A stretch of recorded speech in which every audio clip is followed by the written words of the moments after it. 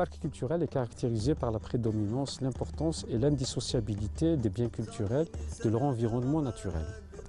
C'est un système dynamique d'intégration des caractères naturels dans une signification culturelle totale.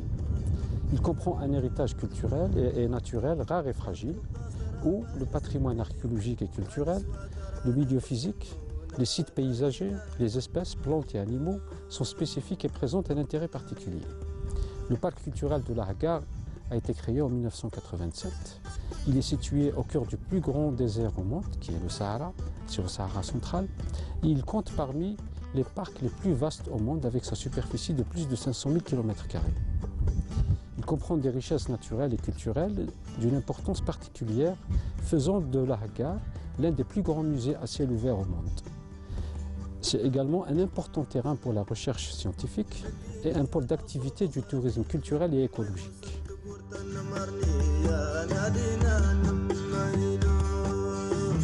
Le parc culturel de l'Ahgar, c'est un grand livre de géologie dont les premières formations remontent à plus de 3 milliards d'années. Il y a 250 millions d'années, de grands bouleversements climatiques et biologiques ont été enregistrés dans cette région avec de gigantesques éruptions volcaniques et l'éclatement du supercontinent. Les différents écosystèmes sont dominés par les dinosaures dès 205 millions d'années dans cette région de l'Ahgar et notamment du côté du Tidikelta Salah. Vers 35 millions d'années, la région a connu une intense activité volcanique et tectonique ayant donné naissance à de grands cratères, à l'exemple de Tiget Nherhi, et formé les reliefs montagneux de l'Atakor, et notamment le mont Tahat qui culmine à 3003 mètres d'altitude. C'est le plus haut sommet d'Algérie.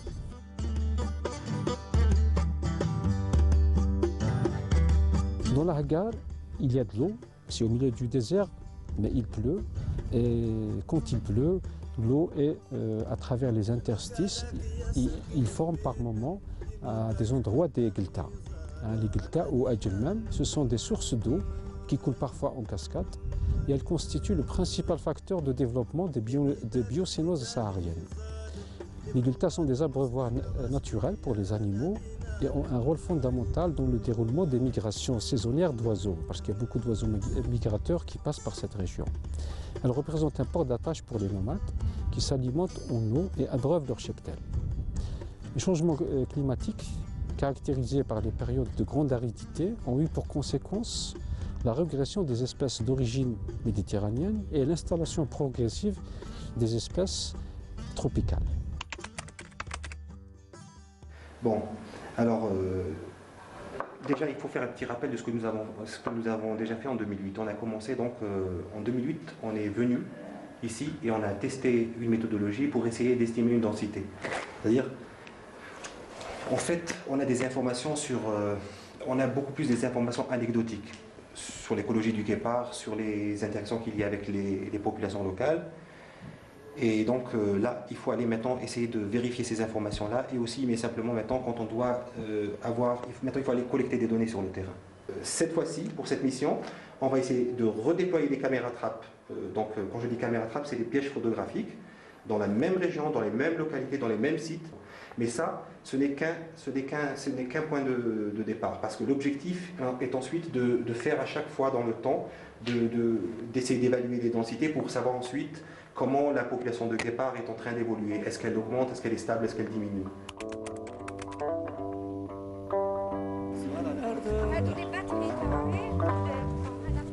J-1, l'heure est au grand préparatif. L'expédition s'attelle à tout charger, il ne faut rien oublier. La route est longue, 500 km à parcourir dans le désert, 10 jours de dépaysement sur le territoire du guépard du Ténéré. Les chaînes, les bounty-cordes, oui, pour les caméras. Oui, on a les chaînes, elles sont rangées. Oui, elles sont rangées. Très bon. Le véhicule alimentation. Gasoil, nourriture, rien n'est négligé. La feuille de route établie, les chercheurs veillent au grain. L'Office du Parc national de l'Ahgar a mis à leur disposition la logistique nécessaire.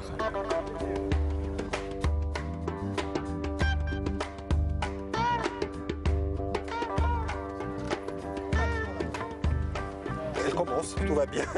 Et départ demain à 7h du matin, Inch'Allah. Allez.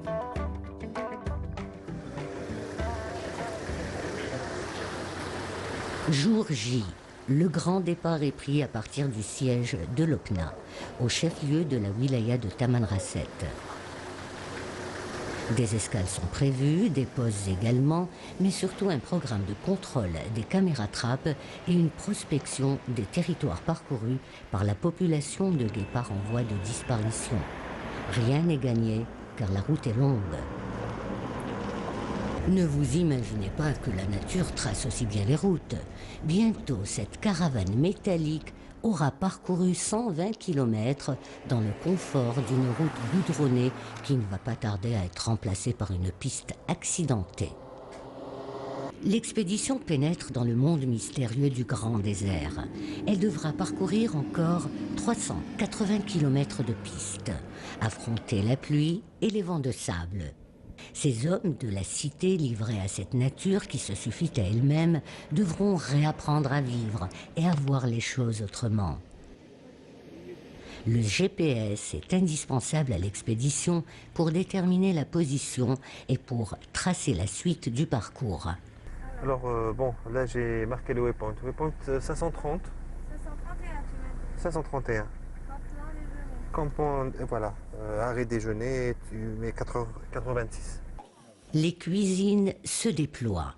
Petite pause de l'équipe à Tinuhelt.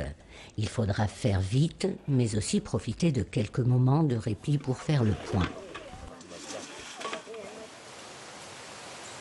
La pause déjeuner est décalée de quelques heures. La notion de temps devient aussi abstraite que celle de l'espace infini de ce désert qui s'ouvre lentement à la curiosité des hommes. Emel et Farid Belbachir profitent de ces instants pour improviser un briefing.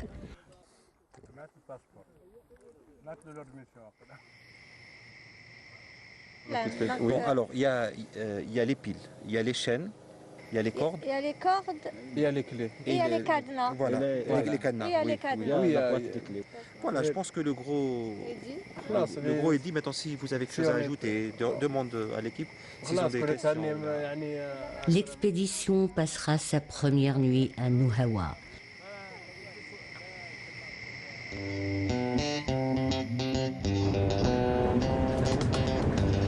Direction le plateau de Tihuret au cœur de Talartaba.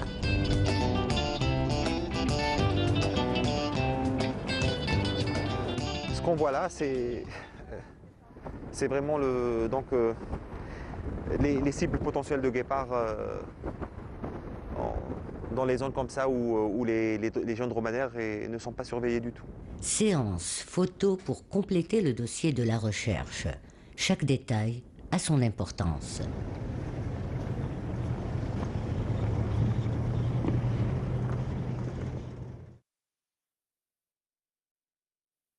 Est une superficie de 2800 km² parce que l'objectif est d'au moins inclure dans cette zone limitée par les caméras trappes le domaine vital ou le territoire d'un guépard.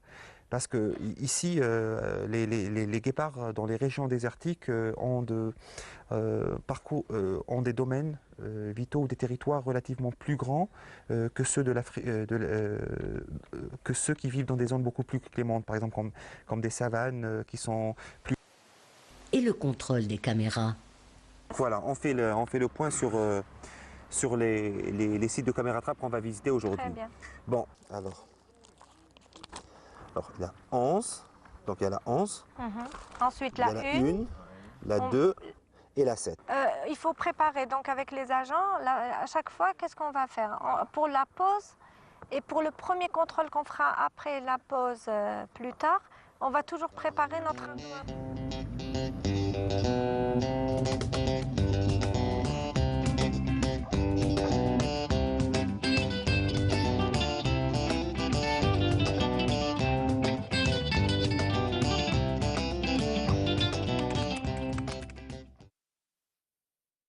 Alors donc là on est en phase, on va essayer d'installer une caméra trappe au niveau donc de la station. Voilà. Alors sur la bas, voilà, sous un acacia, Tortilis. On est donc dans le oued de Takbenna.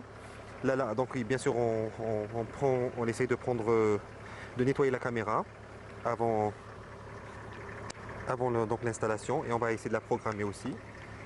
Oui, mais quelles sont les performances de ce type de caméra? Le champ de vision du détecteur, c'est 40 degrés d'angle, et la portée, donc la portée est de 100 pieds. Voilà.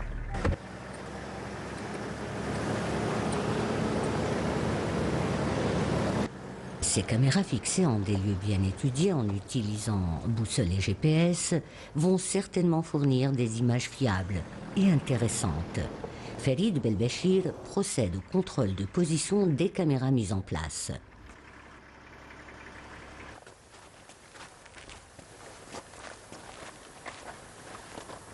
Nord-ouest. Nord-ouest. Bon, l'idéal, toi tu n'étais pas avec nous en 2008, mais l'idéal c'est le nord. Pourquoi le nord? On a le moins d'exposition du soleil possible. Mais ça, ici, on a préféré la mettre dans cette exposition nord-ouest parce que c'est pour prendre le passage des animaux qui vont passer. Parce qu'il ne faut pas oublier qu'on est intéressé, surtout si c'est le guépard, d'avoir les flancs. Voilà. TH07, caméra Reconix RE07. La carte mémoire c'est F07. 07. Donc alors on va essayer un peu. C'est vraiment un mot pour la description. On va dire c'est un oued à Acacia tortilis. Voilà. Maintenant il faudra programmer la caméra trappe. Ensuite on va programmer les références pour photographier avec la caméra trappe. Voilà. Ça va. Ah, il faut être sûr qu'elle ne bouge pas. Je vais l'armer. Je vais faire un passage aller-retour pour voir si elle prend bien les deux côtés de l'animal. D'accord. Ok.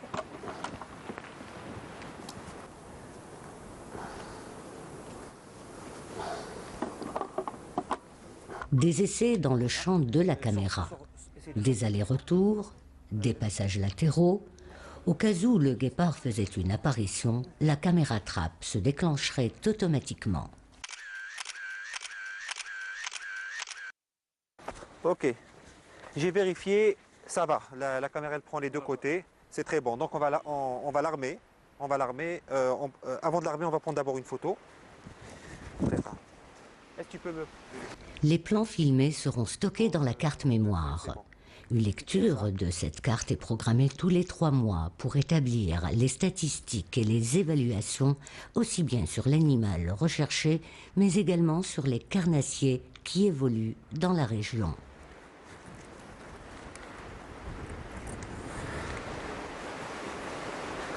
Mais elle est devant, tu caches ça, s'il te plaît. Lui et moi. Bon, je vais là, on vérifie la programmation. On va l'armer, d'accord. T'es prêt? Donne-moi l'ardoise. Oui.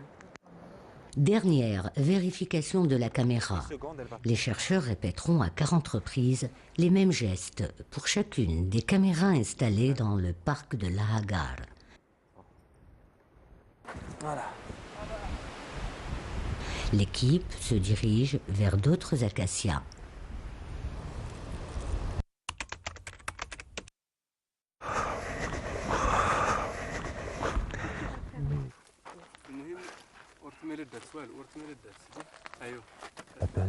Autre contrôle routinier, vérification des performances, walk test. On va faire un walk test maintenant. Je fais OK. Bon, il faut simuler maintenant. Bon, tu vérifies. Oui, tu vérifies si elle détecte mon passage. D'accord. Ah, ça détecte. Ça détecte. Tu me dis quand ça s'arrête. Allez, c'est bon. Voilà. Merci. Une fois les caméras installées, donc il y a tout un travail très, c'est-à-dire, comment je dirais ça, très contraignant, parce qu'il faut s'assurer que les caméras trappes ne s'arrêtent pas de fonctionner durant les 2 ou 3 mois de travail. Bon, je mets la barre à 3 mois. Et donc on doit s'assurer que les piles soient toujours performantes et les cartes mémoire ne soient jamais c'est-à-dire elles ne soient pas complètement saturées au point où il n'y a plus de données qui sont entrées dans la caméra. Ça, c'est très important. Bien sûr, au point d'entrée, quand il y a le contrôle des caméras trappe, on prend les cartes, on enlève les cartes mémoire des caméras, des caméras elles-mêmes et on les télécharge dans les ordinateurs afin de libérer la mémoire et de réinstaller, on vérifie les batteries, etc. Ça, c'est tout le travail qui est fait en relation avec les caméras trappe.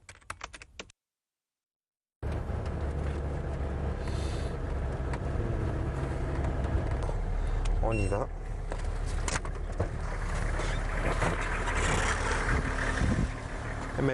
ML, s'il te plaît, alors l'appareil photo, l'ardoise, la fiche de contrôle.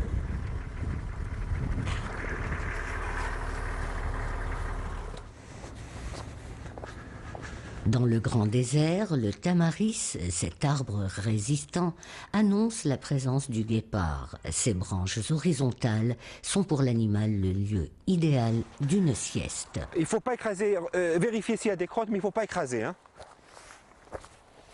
Hop là, voilà. Il est que la crotte, tu vois. Ah, c'est une nouvelle crotte? Hein? Une ancienne.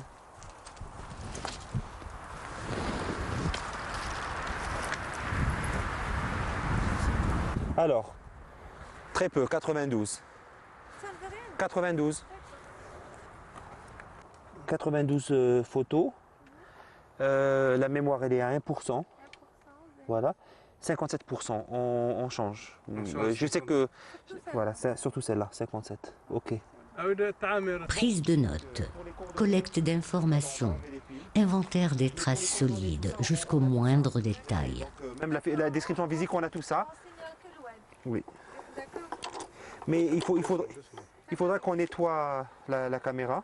Petite toilette de la caméra, récupération de la carte mémoire, lecture des données, un grand moment pour l'équipe impatiente de découvrir les images. 92, c'est pas beaucoup. Mais on croise les doigts. C'est peut-être ça même. Quelques secondes avant la révélation des images. Alors, le moment de vérité. Bon, les 10 premières me fait à Wallo, donc il y a le tronc, je veux dire la branche, 3, 4, 5, C'est 6, le vent, hein? Oui, oui, Ça peut être... c'est ça, 8, 9, 10, Il n'y a pas une photo de nous? le 8 octobre. Ça déprime à la belque. Grande déception des chercheurs. La carte mémoire de la caméra de Tessayua ne révèle aucun passage. Y a-t-il eu une quelconque défaillance ou plutôt un barrage au champ de vision? C'est parce qu'elle a le feuillage sur le champ de vision. Et... Quand il bouge, Oui, mais c'est pas la question. Voilà. Il n'est pas Il n'y passé. a rien. rien. Rien. Bredouille, l'expédition espère plus loin de meilleures performances.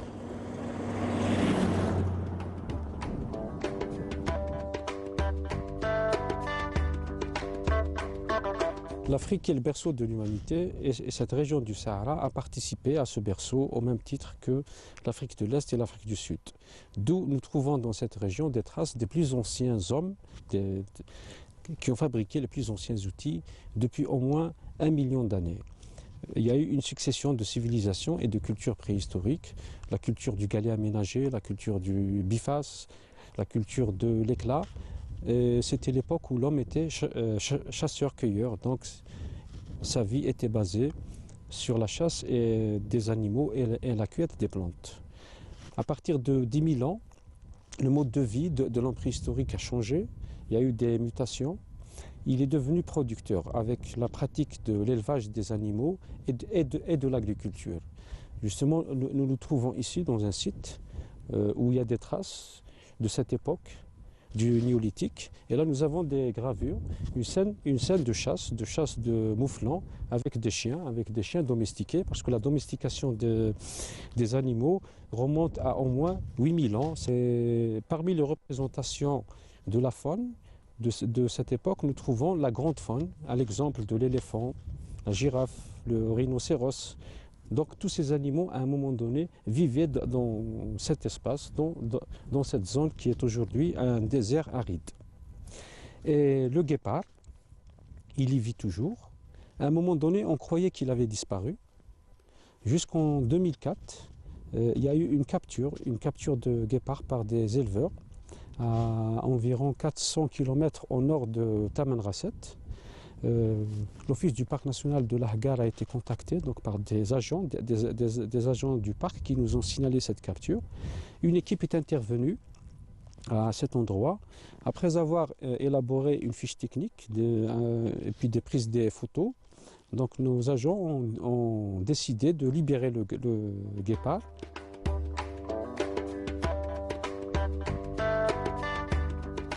Quand on voit une empreinte, si on voit les deux indentations, donc c'est un chat, d'accord. Mais MAS, parce que le chat, pourquoi ça ne se voit pas? Parce que le chat, quand il marche, il fait rentrer ses griffes. Mais le guépard ne peut pas faire rentrer complètement ses griffes, elles sont semi-rétractiles. Voilà. Donc elle marque. Voilà. Donc chauffe. Si vous voyez les deux indentations, donc c'est un chat, plus l'empreinte des griffes, MAS. Mais si vous voyez, par exemple, si vous voyez les griffes, les traces, l'empreinte des griffes, mais vous ne voyez pas les deux indentations, ça doit être un buggy ou la kelboula. Ça c'est très important.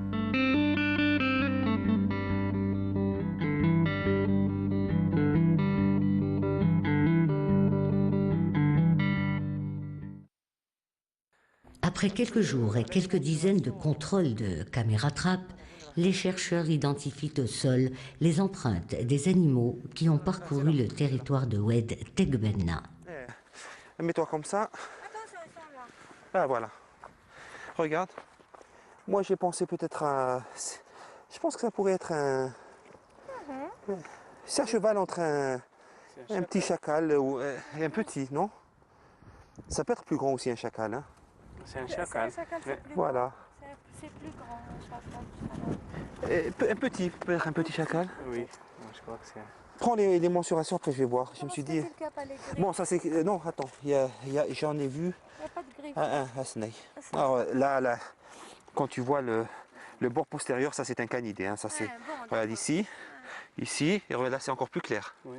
Ici. Attends, mais là je pense que c'est une empreinte de griffe là. Oui. Voilà, c'est des empreintes de griffes. Le chacal, elle est à 4 cm. Quand on est sur un substrat boueux comme ça, 4 cm. elle devrait s'agrandir encore plus. Même si c'est un petit chacal, elle s'agrandirait plus. Mais un renard, par exemple, moi je penche vers le renard. Non, je sais pas. Celle-là ou celle-là? On va faire celle-là. Elle est faite à Attends, Emel, tu me donnes, je vais essayer de prendre d'abord c'est-à-dire la séquence. La ligne de trace. Boubkel, s'il te plaît. Je peux. La ligne de marche. Il y a la gazelle aussi. Qui a coupé la trace, le chacal. Bon. Du moins du canidé. Alors, là j'ai la bonne séquence. Les photos seront comparées et les empreintes identifiées. Ces séquences permettent de suivre l'itinéraire des prédateurs et de leurs proies potentielles. Donc la vraisemblance d'un chien, elle diminue. Actuellement, donc j'ai le soutien d'Amel pour le contrôle donc, des caméras trappes. C'est un travail très ardu, très difficile, parce qu'il faut faire en sorte que les piles qui sont mises dans les 40 caméras trappes ne s'arrêtent pas, et aussi les mémoires, les cartes mémoire que l'on utilise ne soient pas saturées en photographie. Mais bien sûr, elle a sa propre recherche. Donc 141 degrés, ça me fait cette direction. Donc on doit aller dans cette direction. Fouzi, il te reste 150 mètres à peu près. Donc j'imagine que c'est autour de l'acacia qui est en face de nous. D'accord? Donc tu fais attention, tu ne te rapproches pas trop. Emel Belbachir a une part importante dans cette mission. L'échantillonnage, chaque indice sera soumis à l'analyse du laboratoire biologique. 2 mètres, attends, pile. C'est bon, c'est parfait. Donc je mets un type d'habitat, mais le dominant c'est quoi? C'est un oued à acacia. Donc on met un oued à acacia. Après on a les proies des carnivores, les proies potentielles des carnivores. C'est-à-dire qu'on aura La gazelle. Ahankad, la gazelle. On aura Tamarouelt, le lièvre. On aura le mouflon, donc Oudet. Et on va lister un petit peu les végétaux qu'il y a dans la région. C'est à peu près ça qu'on va faire. Le travail consiste en ça. Elle a une partie de sa recherche qui concerne aussi l'identification de la structure de la population de guépards dans la zone où l'on a déployé les caméras trappe, de voir les liens de parenté, d'identifier les sexes aussi des guépards. Mais pour cela, elle utilise l'outil génétique, c'est-à-dire avec l'extraction de l'ADN à partir des crottes. Des carnivores qu'elle prélève et donc bien sûr tout cela sera analysé dans des laboratoires spécialisés. Dans le cas où on est dans un site où on trouve des crottes de carnivores, ce qui est important, c'est de prendre une vue générale bien sûr du site, donc de là où on a trouvé ces échantillons, mais aussi de photographier les crottes qu'on a trouvées. Alors pour la photographie, on met toujours une règle. Oui. Pour avoir la longueur et la largeur de la crotte, parce qu'entre chaque espèce de carnivore et une autre, ce n'est pas la même taille de crotte que nous retrouvons. Donc qu'est-ce qu'on fait? On prend à chaque fois une paire de gants qui est nouvelle pour ne pas contaminer l'ADN, que l'ADN de cette crotte ne contamine pas l'ADN de celle-là, parce qu'on ne sait pas si c'est le même animal, et qu'au cours des analyses génétiques, pour pouvoir identifier les espèces, on ne puisse pas avoir des résultats qui sont biaisés. Donc on prend chaque échantillon de crotte. Échantillonnage, prise de notes, collecte de chaque élément susceptible de déterminer le passage du guépard. Les excréments seront scrupuleusement introduits dans des sacs individuels en attendant leur analyse.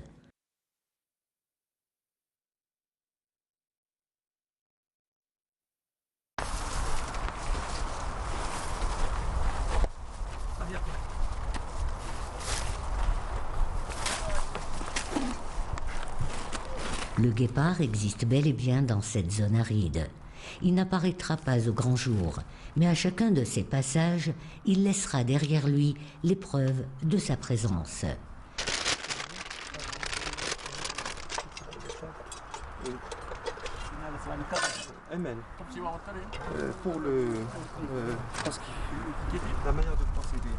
Pour gagner du temps, l'équipe décide de ne plus perdre une seule seconde. Les recherches se poursuivent même la nuit. Attends, elles sont plus larges que longues. Le problème, c'est que moi, j'ai pas les détails du contour ici. C'est difficile. Moi, j'aurais bien voulu avoir les contours détaillés pour les indentations. Un. Deuxième. Attends, là, je vais essayer de mieux voir.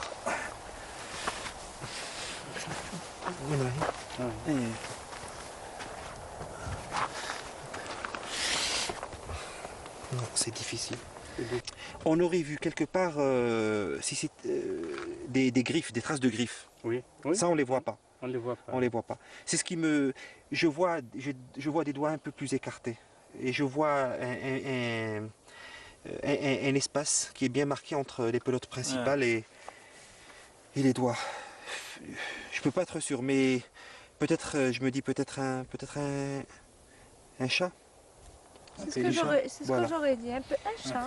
Voilà. Un petit félin. Moi, je m'arrête là. Voilà. Je peux pas aller plus. Je peux pas aller plus loin.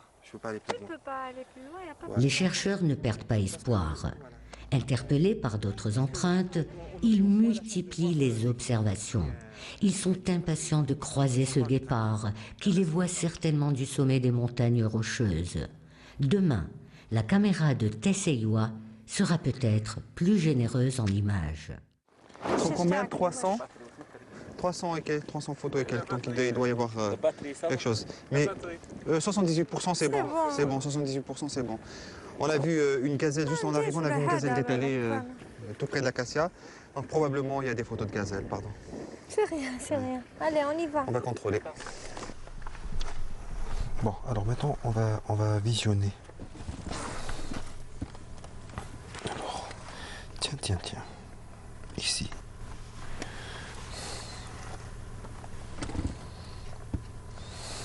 Il y a quelque chose là, c'est un chacal peut-être. Hein. Ça c'est du chacal.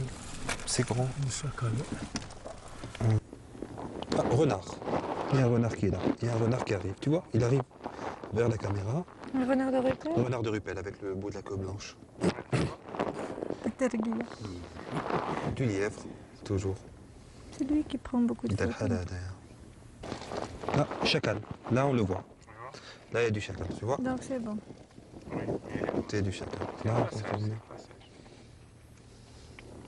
Là, il regarde la caméra. Il vient, il arrive. Il vient toujours en fixant la caméra trappe. Dromadaire, en plein jour. Un mâle de gazelle, en plein jour. Toujours du lièvre.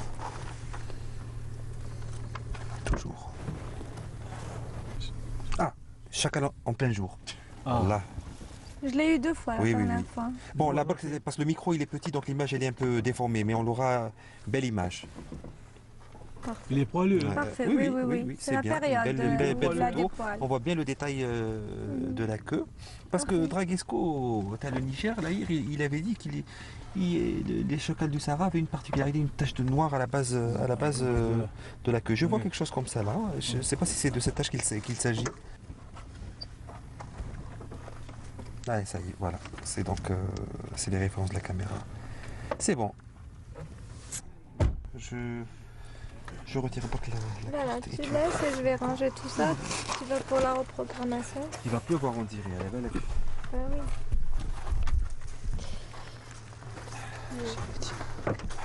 Ahmed, Elle est belle, Fosé. Une belle photo de chacal en couleur. La carte mémoire est introduite de nouveau dans la caméra trappe. Le temps est brumeux et la pluie s'annonce par un violent vent de sable.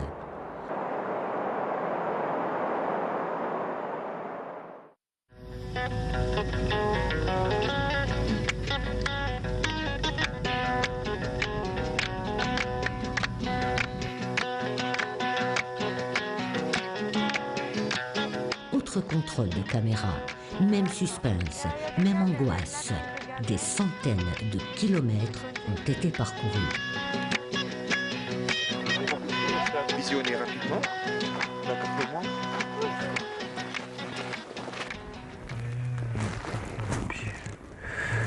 Ah, le lièvre. David. tu m'as loué. Le lièvre. Là, c'est les sons de combat. Là, c'est le son. Ah, deux gazelles. Le mâle et la femelle. Ça doit être les mêmes, hein, qui sont là. Juste, avant le Donc coucher du c'est soleil. 6h09 du Oui, soir. c'est juste avant le coucher du soleil. Voilà. Voilà. Voilà. Ah, il y a un petit là. Hmm? Il y a un petit. Le mâle, la femelle et le petit. Voilà, le petit, Une la femelle et peut-être le mâle derrière. Une femme. Voilà. Bien, une belle femme. Mais ce qu'il y a de bien avec cette méthode des caméras trappes, c'est-à-dire on prend en photo des animaux qui ne sont pas stressés du tout. Oui. Voilà, c'est le petit. Petit. Le petit, Non, il est devant la caméra. Non, ça y est, c'est fait. l'as mis Donc voilà.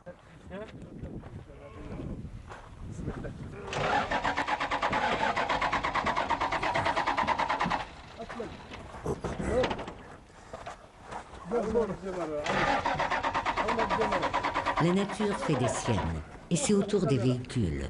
Ce n'est vraiment pas le moment de perdre du temps. Les jours passent et la fatigue se fait ressentir.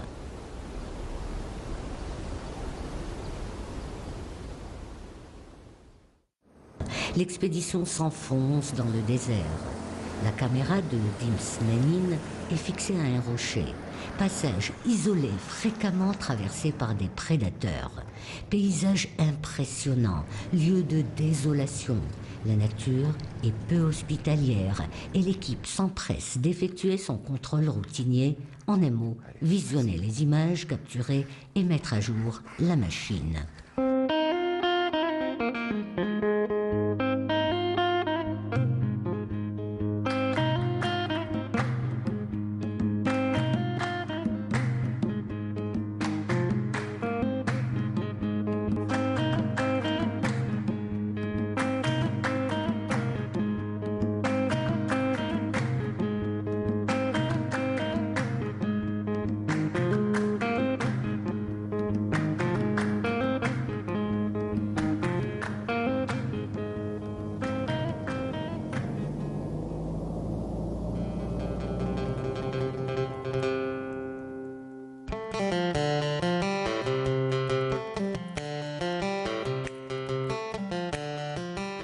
fait escale chez les Aït-Louayen, dans la région de Oued Tinhagan. L'équipe est autorisée par le chef de la tribu Amrar Haj Abderrahman à faire sa réserve en eau. L'expédition se répartit en 2 groupes. Emel Belbachir poursuivra le contrôle des caméras restantes et Farid, quant à lui, devra se rendre plus loin, dans le Tim Teberkaten, à la rencontre des populations nomades pour poursuivre son cycle d'interviews. Des interviews menées sur la base d'un guide d'entretien en constante évolution.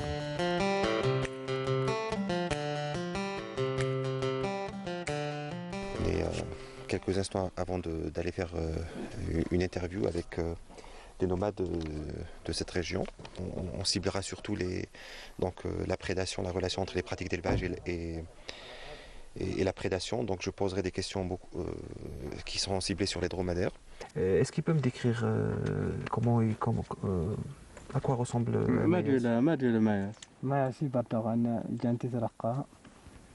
هقانين سطافنين يبردغن في انتاشتي ما دولان تتبقى تيجا يتي راغنين تيتي سطافنين دم بردغن نايجا بون il a une peau tachetée il a des taches noires et jaunes il a ndري هندونيدي il a des traces comme un chien.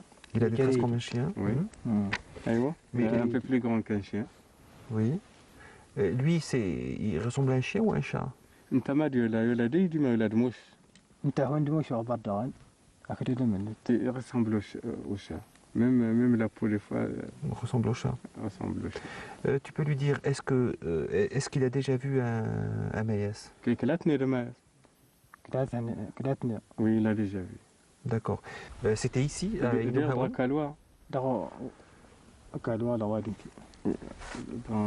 Awadinki, c'est à 20 km d'ici. Oui. Il a entravé sa mère, la chamelle. Alors, et lui, il la poursuivait, le chamelon la poursuivait. Et le matin, quand il est arrivé, il était mort. C'est le chamelon qui était mort? Voilà, c'est le chamelon qui était mort. Il était encore chaud? Et Koussaroua, c'est aussi de... Il ne l'a pas touché, il l'avait... Ok. Ce qui lui a fait dire que c'est tard, oui. Il vient de l'attaquer parce que bon, il l'a pas mangé. En général... le cadavre n'a pas été entamé, il n'y a pas eu de... Il n'y a pas eu de... Il est mort, c'est... Il est mort, c'est tout. يعني تستيد ورسك شهر والناس تنادى تموت. تقدر ورسك شهر تنادى تموت هي عقيد. Peut-être qu'il l'a vu et il a couru. Il s'est enfui. Alors donc il suppose que dès qu'il avait tué, lui il est arrivé. Voilà. D'accord. Voilà.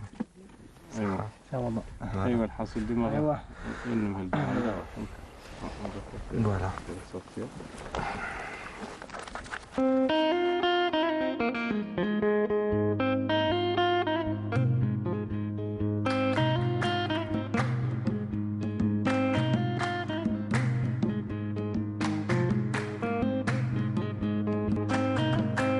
Les nomades du grand désert vivent de si peu de choses, exposés aux intempéries et aux dangers de la nature. Farid Belbachir mène ses interviews parmi ces populations en séparant les hommes des femmes afin d'éviter toute influence. La femme nomade a la charge du bétail exclusivement constitué de quelques chèvres. Dès leur naissance, les chevreaux sont séparés de leur mère. Ils sont mis dans des enclos et n'ont droit à la tétée qu'à des heures régulières. Le lait de la chèvre est partagé entre les nouveau-nés et les nomades. C'est OK. Voilà. Bon, d'abord, je lui montre 2 photos. Elle va me dire qu'est-ce qu'elle voit sur les images. D'accord. Est-ce que tu peux me dire qu'est-ce qu'il y a dans cette image, sur cette image? Tercé. Très bien. Voilà. Et sur cette image, qu'est-ce que tu vois? C'est les chameaux. Les chameaux, très bien. Alors. Est-ce que tu connais cet animal? Je ne connais pas celui-là. Est-ce que ça peut être un chacal, ça? Le guide d'entretien permet à Farid Belbechir de compléter les données sur l'existence du guépard, la prédation, l'évolution de ses populations et aussi les techniques à mettre en œuvre pour l'évolution du protocole du questionnaire à destination des nomades. Mais il faut aussi parler de conservation, parce que l'espèce qui est en péril, l'évaluation de l'UICN a érigé cette espèce, cette population d'Afrique du Nord-Ouest comme étant en danger critique d'extinction. Ce qui est sûr, c'est que pour conserver une population de guépards en danger, il faut d'abord avoir des données écologiques pour comprendre comment l'animal, quels sont les aspects de l'habitat qui sont très importants pour la survie du guépard. C'est le premier point. Mais bien sûr, si on n'a pas d'informations sur l'écologie de l'espèce et aussi leur densité ou leur abondance, parce qu'il y a ce qu'on appelle des niveaux limites dans lesquels une population est condamnée à l'extinction.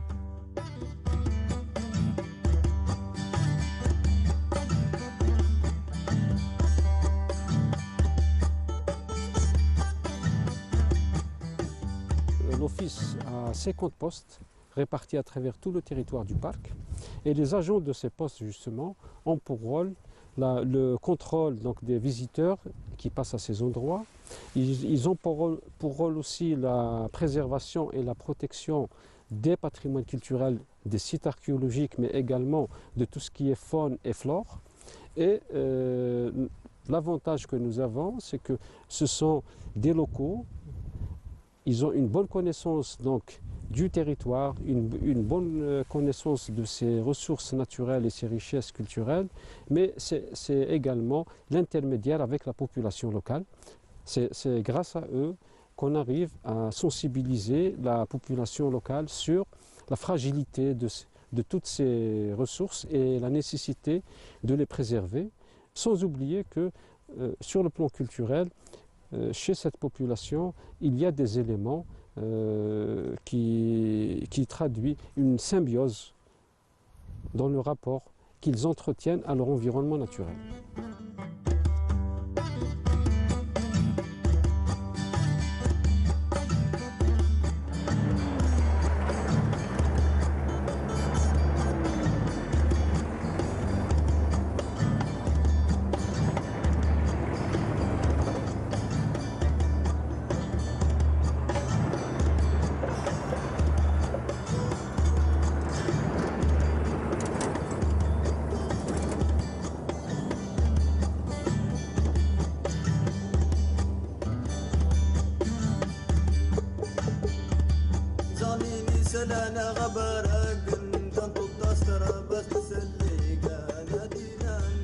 Après le contrôle régulier des 40 caméras trappes, nos chercheurs ont finalement réussi à capter quelques images du guépard de Lahagar.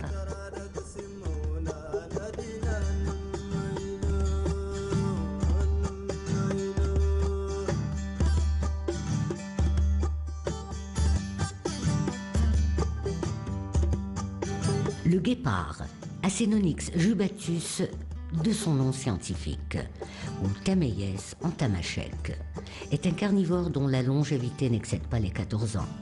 Son corps est fin et ses pattes longues, sa tête est ronde et son museau est court. 2 lignes noires semblables à des larmes d'encre courent sur la face de chaque côté de la cloison nasale. Sa queue relativement longue lui sert de balancier lors de ses courses.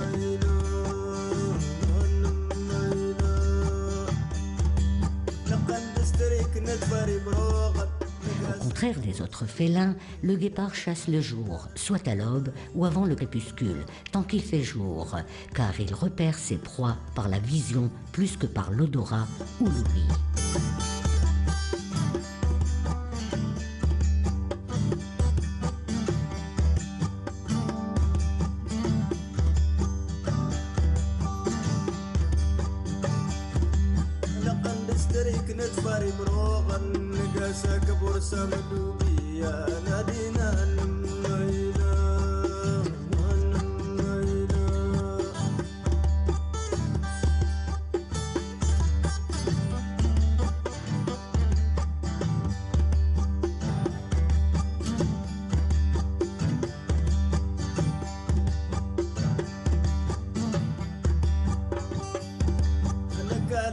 يسرك يميتن يميتك